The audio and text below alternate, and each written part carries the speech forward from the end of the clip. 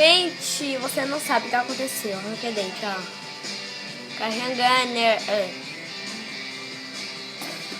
Chega a ser vermelho o dente aqui. Olha o tanto de sangue. Tudo isso eu tentando toda hora. Eu tentando, assim, arrancar o dente, mas não ia. Aí eu toda hora cuspia. Ficava tentando, lutando pra sair esse dente. Até que agora o dente saiu. Vamos cá. O banheiro. Sal. Ai, pera.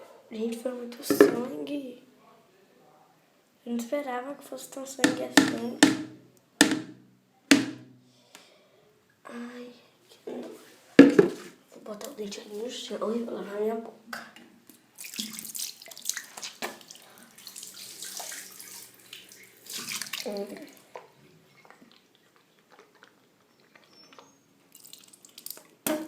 Ainda bem que não sangra muito o dente de leite.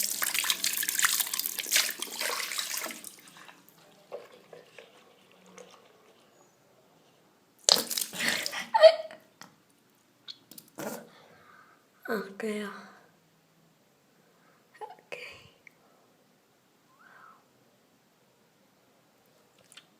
Foi luta. Luta mesmo. Vou botar aqui pra vocês já, gente. Como tu sabe, já arrancou, né? Cozinha. Agora eu vou pegar um copo com água gelada e botar gelo. Porque tem que ficar... É gelo.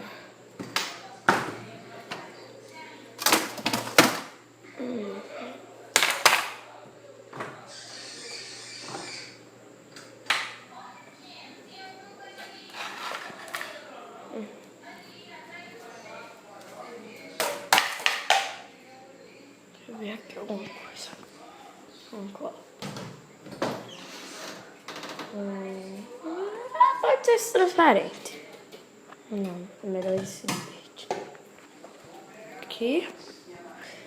Por água.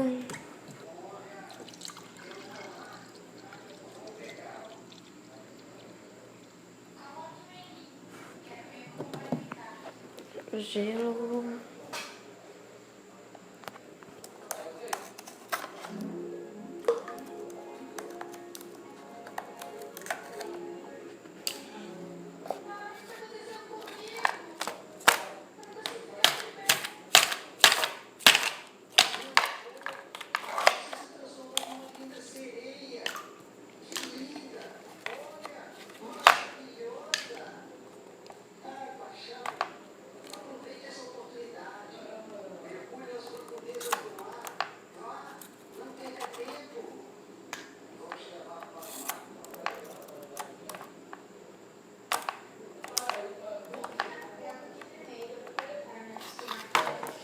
Pronto, gente.